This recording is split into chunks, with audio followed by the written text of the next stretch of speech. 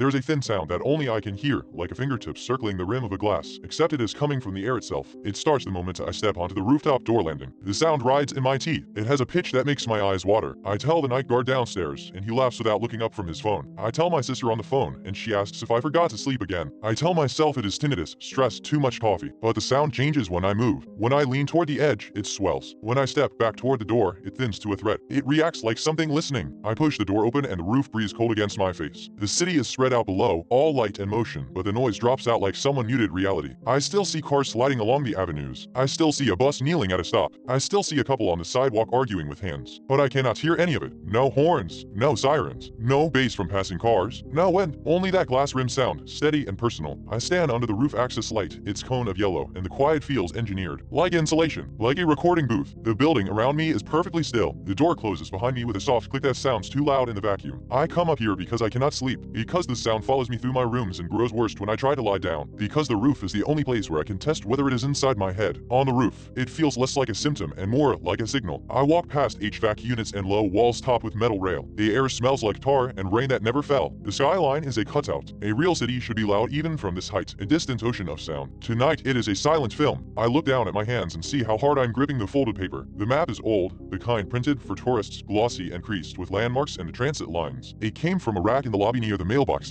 the ones nobody uses anymore. I grab it without thinking, like a charm. Something physical. I unfold it under the access light and stare at the familiar grid. And then I see what should not be there. A street drawn in pencil. It is thin, precise, and slightly darker where someone pressed harder at corners. It does not match the printed roads. It cuts across blocks that, on the map, are filled with buildings. It starts near the river, curves through the center, and ends at a dead point that sits exactly under the symbol for my building. There is no label, just a line. I run my thumb over it. The graphite smears faintly. Whoever drew it did it recently. I tell myself it is a prank. Someone in the building got bored. Someone drew a shortcut, a fantasy route, a private joke. The sound in the air rises a fraction as my thumb moves along the line. I look up and scan the roof. At first I think I am alone. Then I see a figure near the far corner by the parapet, half hidden in shadow. They are standing still with their elbows on the low wall, looking down at the street. Their posture is casual, like they belong here. My throat tightens. There is no reason anyone else should be up here this late. I call out, my voice too loud in the engineered quiet. I hear every edge of it, like it is inside a box. But the roof is closed. The figure does not turn at first. They remain looking down,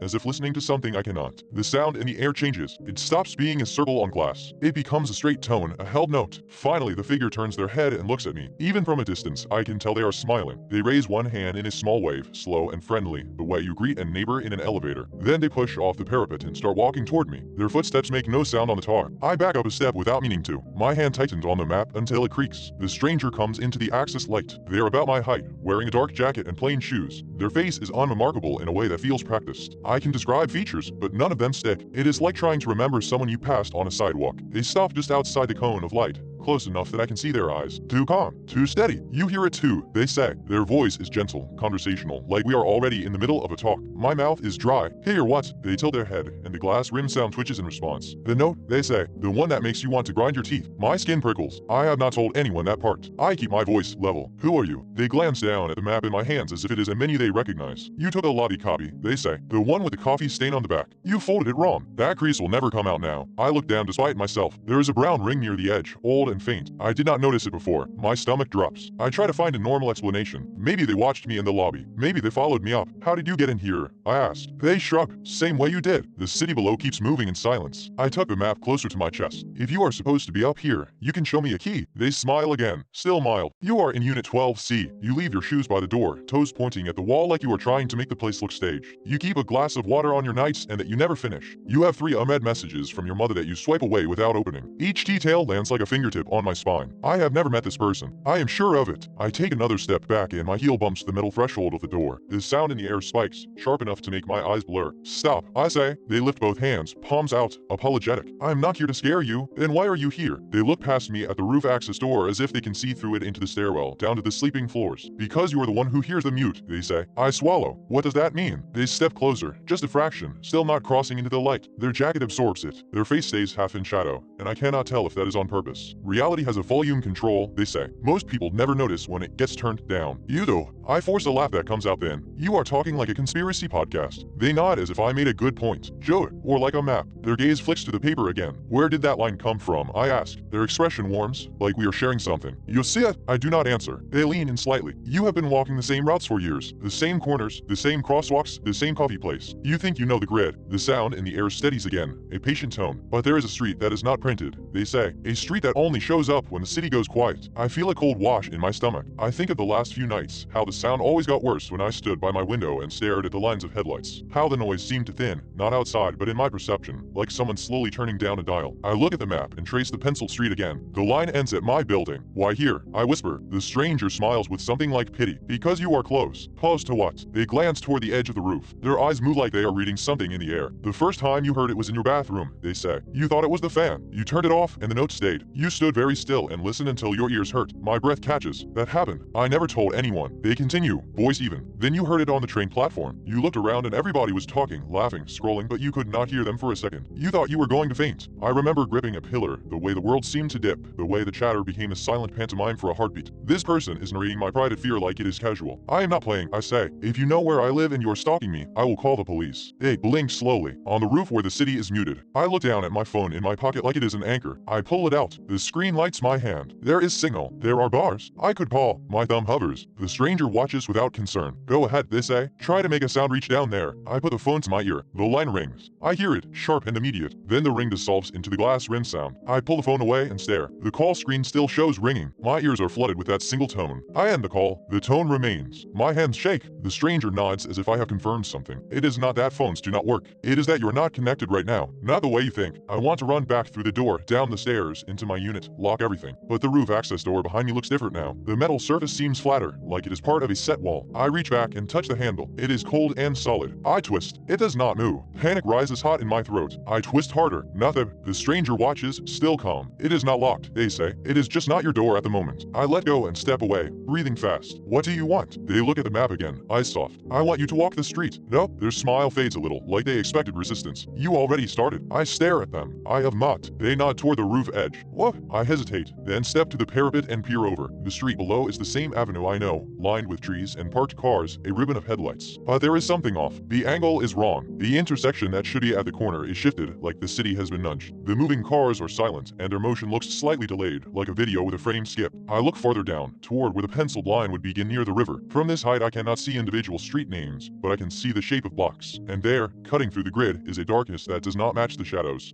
It looks like a street that is not lit, a corridor where the city lights refuse to go. It is not just unlit. It is like the idea of light does not apply there. My mouth goes numb. The stranger stands close behind me, close enough that I can feel their presence without hearing it. You see it now, they murmur. I grip the top of the parapet until my knuckles ache. What is it? A new street, they say, drawn in pencil because ink would make it too real too fast. I turn to face them. Why me? Their gaze flicks over my face with an intimacy that makes my skin crawl. Because you pay attention. Because you are tired. Because you have a habit of counting steps when you are anxious, and you notice when the number changes. I freeze. I do count steps. I do it without thinking. From the elevator to my door. From my door to the kitchen. A private coping trick. The stranger continues, voice still casual. Tonight you counted one extra step between the elevator and your door and told yourself you miscounted. My stomach clenches. I remember the jolt of uncertainty, the way my foot landed and there was still distance left. I did not miscount, did I? They smile again. No? The sound in the air rises and for a moment it feels like pressure in the room before a storm. I look down at the map. The penciled street ends at my building. It is like a hook. If I walk it, I say, what happens? They shrug lightly. You stop hearing the note. That is what I want more than anything. The sound is a needle in my skull. My body leans toward relief like a plant toward light. Then another thought pushes through. And if I do not? The stranger's expression stays pleasant, but their eyes sharpen. Then you keep hearing it. Louder. Until you cannot hear anything else. Until the mute follows you everywhere. And you start to wonder if people are moving their mouths at you or if you are imagining their words. I picture it. A life of silent pantomime, my own voice trapped in my head. I hate that my fear is being handled like a negotiation. How do I know you are not lying? They tilt their head. You do not. They take a slow step into the light. Their face becomes clearer, and for a second my brain slides off it like it cannot hold the details. Then it catches. They have a small mole near the corner of their mouth. My sister has the same mole. My chest goes tight. The stranger notices my reaction and smiles like someone who just found the right key. You noticed that? They say. But who are you? I say again, and my voice cracks. They glance down toward the seam in the city. then back at me. I am the person who will walk with you the first time, they say, because the first time is the worst. A gust of wind should hit us up here. It does not. The air is still, like the world is holding its breath. I look at the roof access door. I try the handle again. Still dead. I look at the stranger. Their hands are empty. They are not holding a weapon. They do not need one. I look at the map. The pencil line seems darker now, as if the graphite is freshening itself. The sound in the air shifts. It starts to pulse, not loud, but rhythmic, like a heart. The stranger speaks softly, like sharing a secret. When you go down, do not take the elevator. The stairs will feel longer, but you need the steps. I stare. Why? Because if you do not count them, you will not know when the street begins, they say. And once you step onto it, you cannot pretend you did not. My throat is raw. I did not agree to any of this. They give a small nod, sympathetic. Nobody does. They turn their heads slightly, listening. The city below remains silent, but I feel something shift, like the quiet is spreading. I follow their gaze to the far side of the roof. There is another figure there now, near the HVAC units. I did not see them before. They stand with their back to us, shoulders hunched, head tilted like they are listening to something deep inside the machinery. They are too still, like a mannequin someone forgot. My skin goes cold. I look back at the stranger in delight. You brought someone. They keep their eyes on the second figure. No, the pulsing sound tightens, the way a song tightens before a drop. The second figure turns. Even from here I can see their mouth move, forming words, but the roof is still in that engineered quiet. I cannot hear them. The stranger beside me smiles, but it is no longer friendly. Now you know why you should not stay up here, they say. The mute attracts attention. My hand shakes so badly the map flutters. The second figure starts walking toward us, soundless, precise. I back toward the door again, useless handle against my palm. The stranger leans close, their breath finally audible, a soft exhale like paper sliding. Count the steps, they whisper. Do not look at the signs when you get down there. Follow the pencil. I stare at them, then at the approaching figure, then over the parapet at the seam street cutting through the city like a bruise. The pulsing note swells until it fills my head. The roof access door clicks behind me, not opening, just acknowledging me. The stranger's hand closes gently around my wrist as if we are old friends, and the second figure reaches the edge of the access light, lifting its face into view. I recognize my own eyes staring back at me. The sound stops. In the sudden silence, I hear a pencil scratching on paper somewhere close, drawing something new.